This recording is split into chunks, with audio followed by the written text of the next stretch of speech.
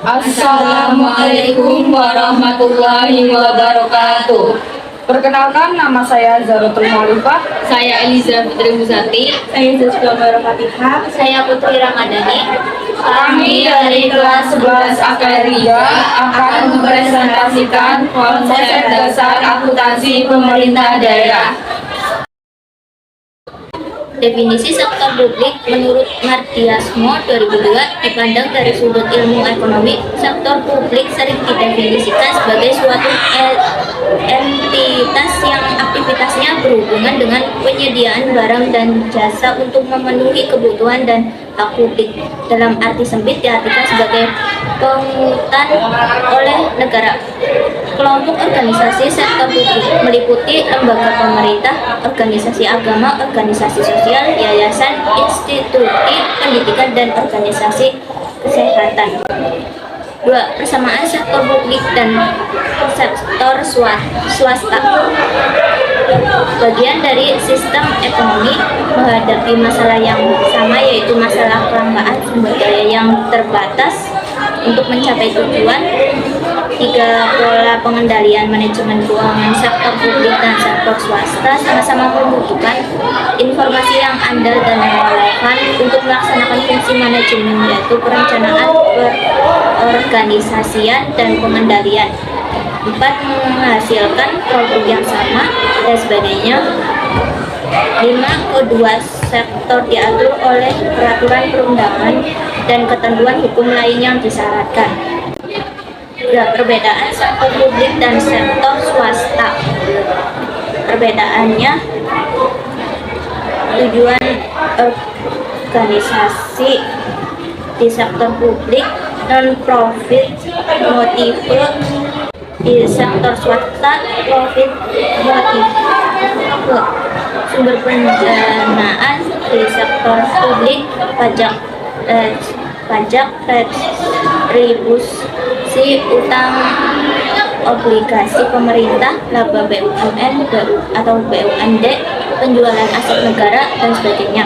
Di sektor swasta, pembiayaan internal diikuti modal sendiri, laba ditahan, penjualan aset.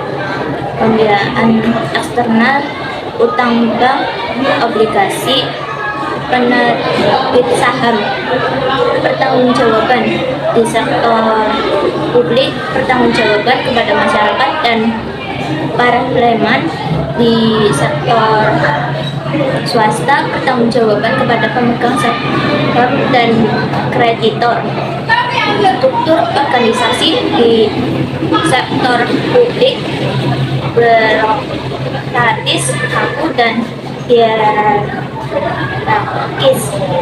Di sektor swasta, fleksibel, datar, piramida, lintas fungsional, dan sebagainya. Karakteristik anggaran di sektor publik terbuka untuk publik, di sektor swasta tertutup untuk publik. Sistem akuntansi di sektor publik, cash accounting, di sektor swasta, actual accounting. 4. Komponen lingkungan sektor publik antara lain faktor ekonomi, politik, kultural, dan demografi.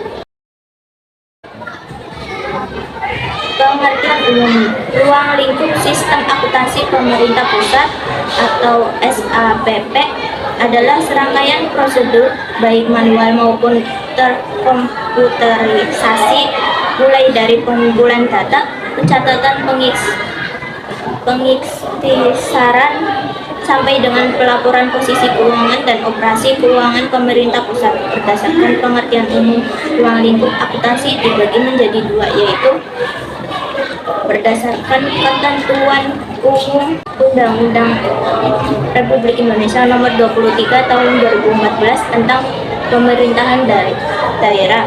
2. Berdasarkan ketentuan umum PPRI Nomor 71 Tahun 2010 tentang standar akuntansi pemerintah. 2. Struktur pemerintah daerah. Pemisahan kekuasaan. B. Sistem pemerintah otonomi. Pengaruh proses politik. D. Pembayaran pajak dan pelayanan pemerintah. 3. Akuntansi pemerintah. Standar akuntansi pemerintah yang selanjutnya, bersikap SAP adalah prinsip-prinsip akuntansi yang ditetapkan dalam menyusun dan menyajikan laporan keuangan pemerintah.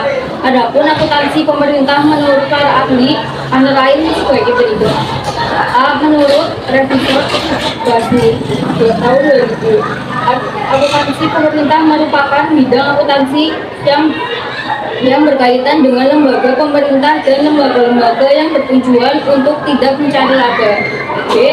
Menurut Abdul Halim 2002 akuntansi pemerintah adalah sebuah kegiatan dalam rangka menyediakan informasi kuantitatif terutama yang bersifat keuangan dan entitas pemerintah untuk pengambilan keputusan ekonomi yang bersumber dari pihak-pihak yang berkepentingan atas berbagai alternatif dan arah tindakan. 4. Karakteristik akuntansi pemerintah. A. Pemerintah tidak berorientasi laba. B. Pemerintah membutuhkan anggaran. C. Dalam akuntansi pemerintah dimungkinkan mempergunakan lebih dari satu jenis dana. D. Akuntansi pemerintah akan membutuhkan pengeluaran modal. E. Akuntansi pemerintah akan bersifat kaku karena sangat bergantung pada pengaturan perundang-undangan. F. Akuntansi pemerintah tidak mengenal perkiraan modal dan laba yang pada neraca. 5. Prinsip akuntansi pemerintah. A. Basis akuntansi digunakan dalam laporan keuangan pemerintah adalah basis aktual untuk pengakuan pendapat, garis 10 beban aset, kewajiban, dan ekuitas.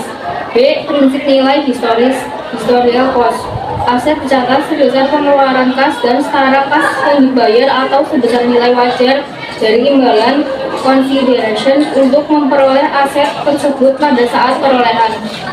C.